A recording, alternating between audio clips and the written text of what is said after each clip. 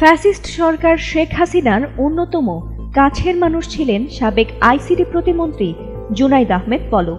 প্রিয় নেত্রীর ছত্রছায়ায় দুর্নীতিতে অপ্রতিরোধ্য হয়ে উঠেছিলেন তিনি। কিন্তু সময় বদলেছে। দৃশ্যপটে এখন আর কোনো প্রযুক্তি নিয়ে গালগল্প ভরা বক্তৃতা নেই, বরং তিনি এখন মাথা নিচু করে দাঁড়িয়ে থাকা এমন একজন আসামি যিনি দুর্নীতির অভিযোগে অভিযুক্ত। অবৈধ সম্পদ অর্জনের মামলায় বুধবার ঢাকা মহানগর দায়রা জজ আদালতে হাজিরা দিতে আনা হয় সাবেক আইসিটি প্রতিমন্ত্রী জুনাইদ আহমেদ পলককে।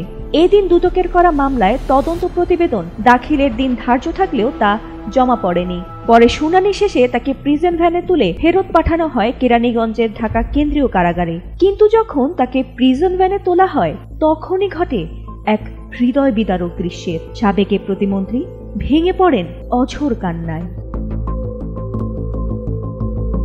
এ সময় তার মাথায় ছিল পুলিশের হেলমেট, বুকে বুলেট প্রুফ জ্যাকেট আর দুই হাতে হাতকড়া। তবে প্রিজন ভ্যানে ওঠানোর পর খুলে দেওয়া হয় হেলমেট ও হাতকড়া। এ সময় পলকের কাছাকাছি চলে আসেন কিছু মানুষ। তারা পলকের এলাকা নাটোরের লোক বলে জানা যায়। তখন একজন হঠাৎ বলে ওঠেন, কোনো টেনশন কইরেন না ভাই। আর এ কথা শোনার পরই পলক কাঁদতে শুরু করেন।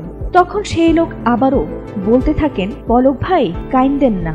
আর এ কথা শুনে সে সময় আবেগাপ্লুত হয়ে অঝরে কাঁদতে থাকেন এক সময়ের এ দাপুটে প্রতিমন্ত্রী। এরপর প্রিজন ভ্যানের ভেতর দাঁড়িয়ে পলক তার মাথা উঁচু করে লোহার ফোকর দিয়ে লোকজনের উদ্দেশ্যে বলতে থাকেন, আমার জন্য দোয়া করবেন, সবাই সাবধানে থাকেন। এক পর্যায়ে সেখানে হাজতখানার একজন পুলিশ কর্মকর্তা উপস্থিত হলে প্রিজন ভ্যানটি ঢাকা কেন্দ্রীয় কারাগারের উদ্দেশ্যে রওনা হয়।